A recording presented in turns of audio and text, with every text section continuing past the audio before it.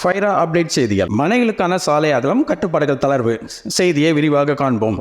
பொது கட்டிட விதிகளில் மனை பிரிவுகளுக்கான சாலை அகல கட்டுப்பாடுகளை தளர்த்தி தமிழக அரசு உத்தரவிட்டுள்ளது. தமிழகத்தில் மனைப்பிரிவு திட்டங்களை செயல்படுத்த பொது கட்டிட விதிகளில் பல்வேறு கட்டுப்பாடுகள் விதிக்கப்பட்டுள்ளன. இதன்படி மனை பிரிவுகளுக்கு குறைந்தபட்ச சாலை அகலம் 22 அடியாக இருக்க வேண்டும். அங்கீகாரமின்றி உருவாக்கப்பட்டு தற்போது வரன்முறை செய்யப்பட்ட மனைப்பிரிவுகளில் இந்த அளவுக்கு சாலை அகலம் இருக்காது. இதனால் வரன்முறை செய்யப்பட்டு இந்த மனைகள் வீடு கட்ட அனுமதி பெறுவது சிக்கல் ஏற்பட்டது. இதை கருத்தில் வைத்து சாலை அகல விதிகளில் தளர வேண்டும் என கட்டுமான நிறுவனங்கள் வலியுறுத்தின. இதற்கு வீட்டு வசதி மற்றும் நகர்ப்புற வளர்ச்சித்துறை அமைச்சர் முத்துசாமி சமீபத்தில் ஒப்புதல் அளித்தார். இதை அடுத்து சாலை அகல கட்டுப்பாடு தளர்வுக்கான அரசாணை வீட்டு வசதி நகர்ப்புற வளர்ச்சித்துறை செயலர் காங்கர்லா பிறப்பித்துள்ளார். அதில் மாநகராட்சிகள் நகராட்சிகள் மனைப்பிரிவுகளுக்கான குறைந்தபட்ச சாலை அகலம் 21 அடியாகவும் நகர்ப்புற தன்மையுள்ள ஊராட்சிகளில் இது 19 அடியாகவும் கணக்கிடப்படும். பொது கட்டிட விதிகளில் இதற்கு திருத்தங்கள் மேற்கொள்ளப்பட்டுள்ளன.